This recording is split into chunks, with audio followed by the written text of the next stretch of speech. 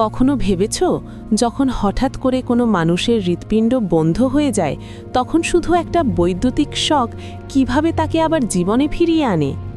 আমরা সিনেমায় দেখি ডাক্তার শক দেন, বুকটা লাফিয়ে ওঠে আর হঠাৎ করে হৃৎস্পন্দন ফিরে আসে। কিন্তু বাস্তবতা এর চেয়ে অনেক বেশি অদ্ভুত, বৈজ্ঞানিক আর আশ্চর্যজনক।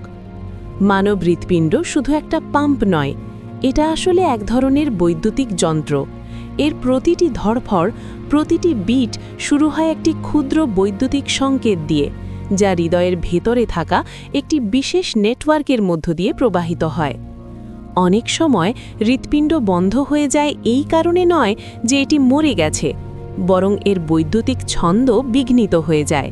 সংকেতগুলো বিশৃঙ্খল হয়ে পড়ে, যেন কোনো কম্পিউটার ফ্রিজ হয়ে গেছে, যেখানে কমান্ডগুলো একে অপরের সঙ্গে ধাক্কা খাচ্ছে, কিন্তু কোনোটা ঠিকমতো কাজ করছে না।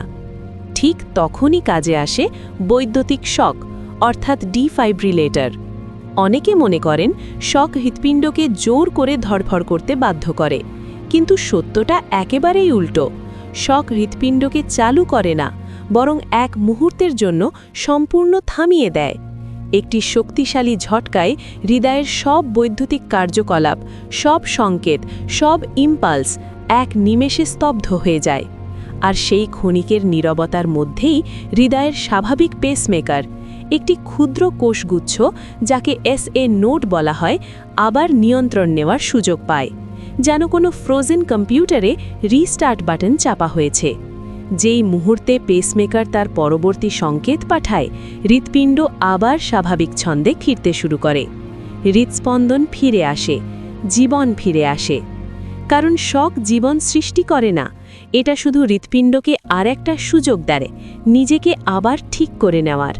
একটি এমন মুহূর্ত যেখানে জীববিদ্যা নিজেই নিজেকে নতুন করে শুরু করে। ভিডিওটি ভালো লাগলে অবশ্যই লাইক ও শেয়ার করবেন। ধন্যবাদ।